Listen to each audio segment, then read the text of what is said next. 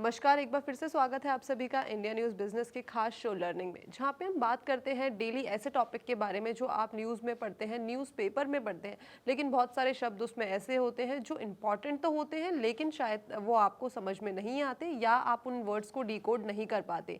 इस सेगमेंट में उन वर्ड्स को ही डिकोड करते हैं, उनका मतलब समझते हैं, उनका मतलब क्या है, उनका आपकी लाइफ पे किस तरीके से असर पड़ सकता है, उन वर्ड्स का हमारी इकोनॉमी में, हमारे देश में किस तरीके के असर पड़ता है।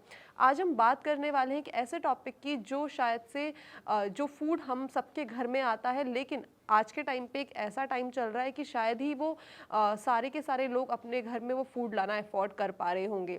आज टॉपिक का नाम है टमाटर के जो दाम है वो इतने ज़्यादा ऊपर क्यों जा रहे हैं। जो टमाटर के दाम है इस टाइम पे वो टमाटर की तरह एक तरीके से रेड और एकदम हाई हो रखे हैं।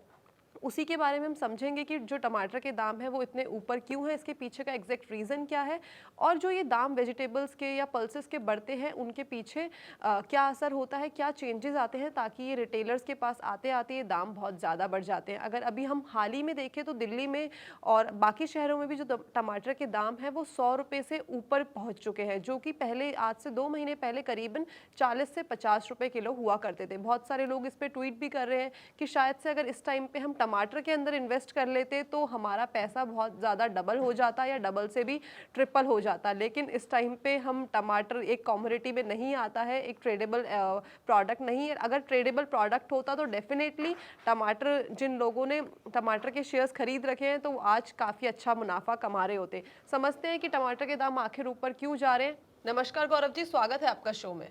नमस्कार कंचन जी, और दर्शकों को भी मेरी तरफ से नमस्कार। टमाटर जो एक स्टेपल फूड होता है हर एक के घर का, काफ़ी बेसिक एक फूड होता है, आखिर उसके दाम इतने ऊपर क्यों हैं और कब तक ऐसा चलता रहेगा? ठीक है, हम समझते हैं। हम टमाटर के दाम के बारे में नहीं बात करेंगे। हम सबसे पहले ये समझेंगे कि किसी भी चीज़ का प्राइस डिसाइड कैसे होता है, स्पेशली जो हमारे वेजिटेबल्स होते हैं और जो फ्रूट्स होते हैं इनके प्राइस कैसे डिसाइड होते हैं। इसके लिए सबसे बेसिक टर्म है, जो दो चीज़ें हम जानते हैं, किसी भी चीज़ की डिमांड एंड उसकी सप्लाई। ठीक है, अब होता क्या है कि जब किसी भी चीज़ का जो प्राइस है वो उसी पॉइंट के बेसिस पे डिटरमाइन होता है या पता चलता है जहाँ पे किसी उस चीज़ की डिमांड और सप्लाई दोनों इक्वल पॉइंट पे डिसाइड होती है, और उस इक्वल पॉइंट पे कमोडिटी का प्राइस डिसाइड किया जाता है। और जो प्राइस डिसाइड किया जाता है इकोनॉमिक्स की भाषा में उसे इक्विलिब्रियम प्राइस बोला जाता है, यानी कि कि वहाँ उस पॉइंट पे वस्तु की या चीज़ों की कीमत डिसाइड होती है।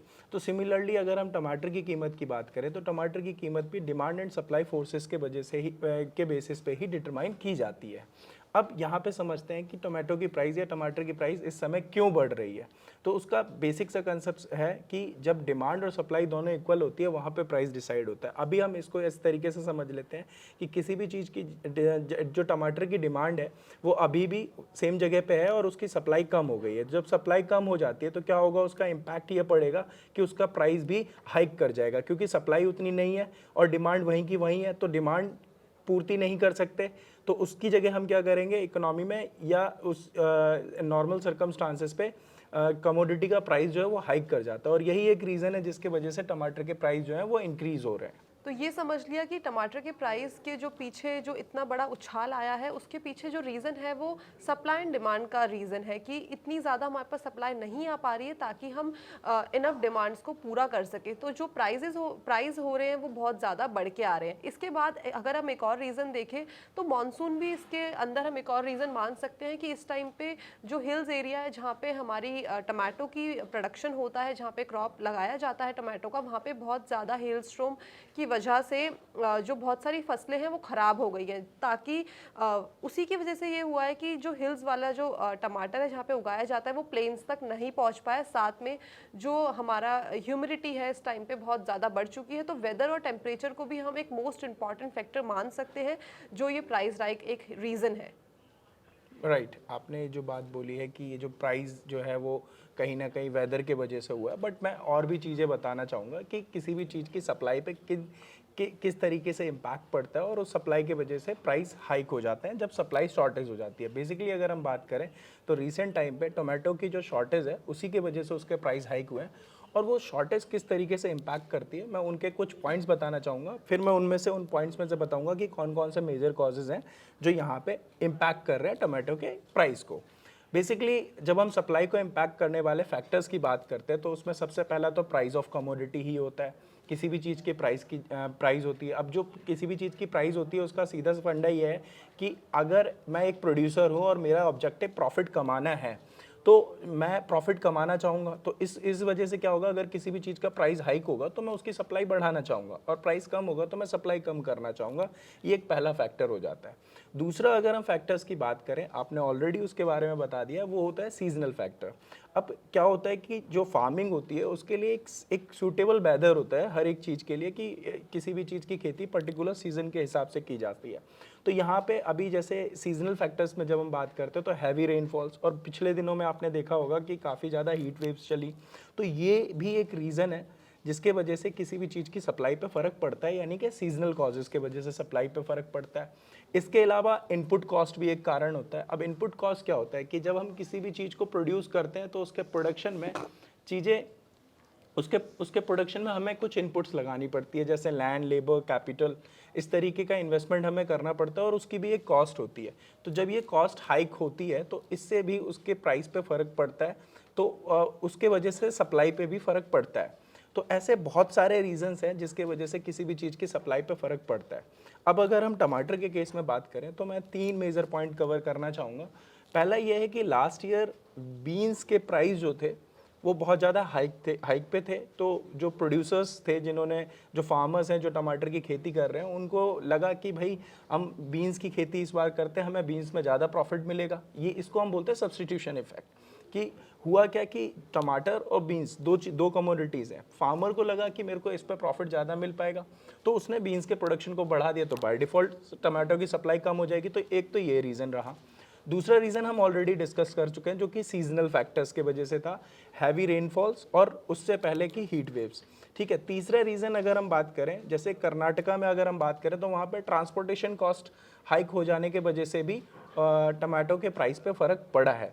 तो ये रीजंस हैं जिनके वजह से टमाटर की कीमत हाई हो गई है। तो ये हमने समझ लिया कि जो टमाटो के प्राइस हाइक के पीछे रीज़न है वो क्या है, इन रीजंस को किस तरीके से हम मेजर कर सकते हैं, लेकिन इसको करेक्ट करने का कोई मेजर है एग्जैक्टली?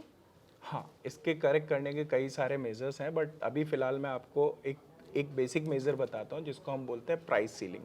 अब ये प्राइस सीलिंग होता है क्या है, इसको अगर दूसरे सिंपल बातों में लैंग्वेज में बोलें तो इसे हम मैक्सिमम प्राइस सपोर्ट पॉलिसी भी कह सकते हैं, जो बेसिकली गवर्नमेंट अपनी तरफ से कर सकती है। अब इसमें क्या होता है कि इसमें जब किसी भी चीज़ का प्राइस हाइक हो रहा होता है तो उसको कंट्रोल करने के लिए हम एक मैक्सिमम प्राइस डिसाइड कर देंगे, फिक्स कर देंगे, जिससे कि उस चीज़ का प्राइस उससे ऊपर नहीं जा पाएगा।